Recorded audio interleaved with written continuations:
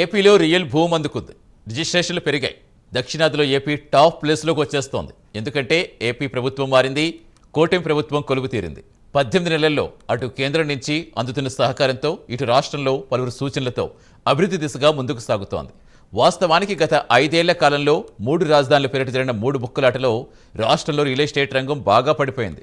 తిరిగి దాన్ని గాడిన పెట్టేందుకు కూటమి సర్కారు నానా తంటాలు పడాల్సి వచ్చింది. ఎట్టకేలకు ఇప్పుడు స్థిరాస్తి రంగం పరుగులు పెడుతోంది.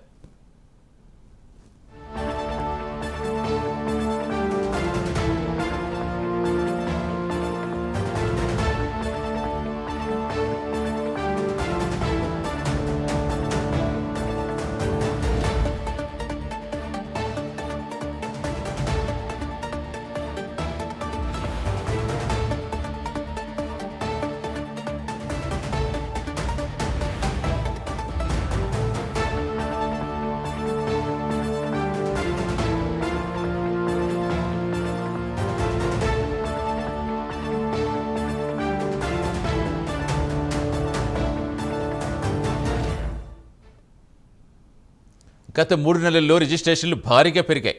ప్రభుత్వం చేపడుతున్న అభివృద్ధి పనులతో ఆస్తుల క్రయ విక్రయాలు జోరందుకున్నాయి. రాజధాని అమరావతిని అభివృద్ధి చేయడంతో గుంటూరు జిల్లాలో స్థిరాస్తి కొనుగోళ్లు భారీగా పెరిగాయి.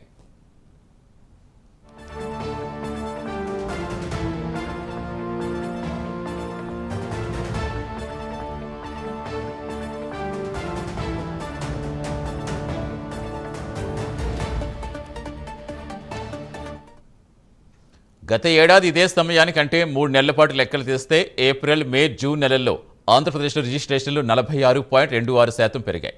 తెలంగాణలో 8.26%, తమిళనాడులో 17.67%, కర్ణాటకలో 7.12% మాత్రమే వృద్ధి రేటు కనిపించింది. ఇదంతా కూటమి ప్రభుత్వం తీసుకున్న అభివృద్ధి చర్యల్లో భాగంగానే గణాంకాలు చెబుతున్నాయి. అందులో రాజధాని అమరావతి చుట్టూ అభివృద్ధి జరగడంతో గుంటూరు జిల్లాలో రిజిస్ట్రేషన్లు భారీగా పెరిగాయి.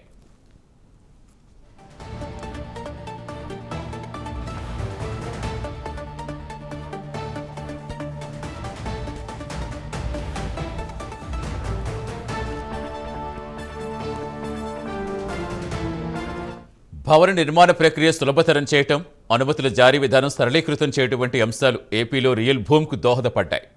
గత 3 నెలల్లో రిజిస్ట్రేషన్ల గణాంకాలు చూస్తే ఒక్క గుంటూరు జిల్లాలో వ్యవసాయ భూముల రిజిస్ట్రేషన్లు 63% పెరిగాయి.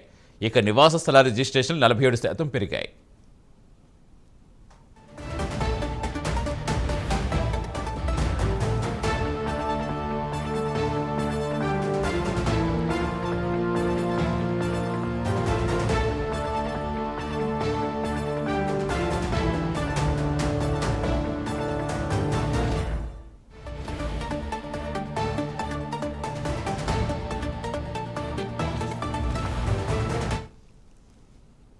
అటు నెల్లూరు జిల్లాలో ఫ్లాట్ల కొనుగోళ్లు పెరిగాయి. పశ్చిమ గోదావరి జిల్లాలో ఇళ్ల క్రయ విక్రయాలు పెరిగాయి.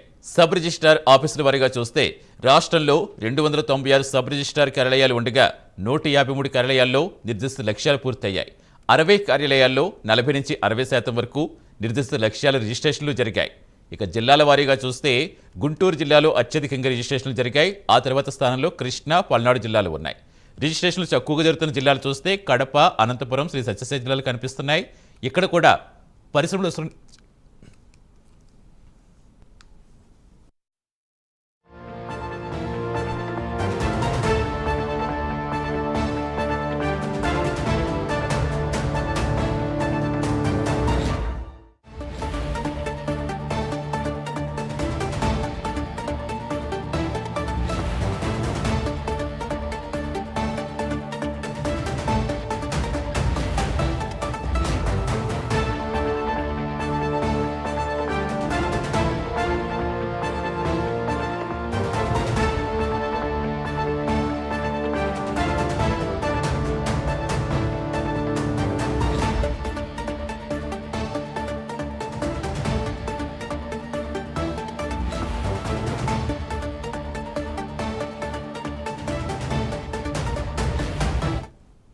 అయితే ఎక్కడైతే తక్కువగా రిజిస్ట్రేషన్ జరుగుతున్నాయో కడప, అనంతపురం, శ్రీ సత్యసాయి జిల్లాల్లో పరిశ్రమలు వస్తున్న నేపథ్యంలో అక్కడ కూడా రియల్ భూమి పెరగవచ్చని చెబుతున్నారు.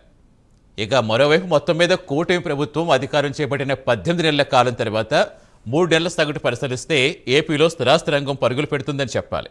మరో 3 ఏళ్లలో ఇంకా ప్రగతి సాధిస్తే ఏపీ దూసుకుపోవడం ఖాయమని విశ్లేషకులు అంటున్నారు.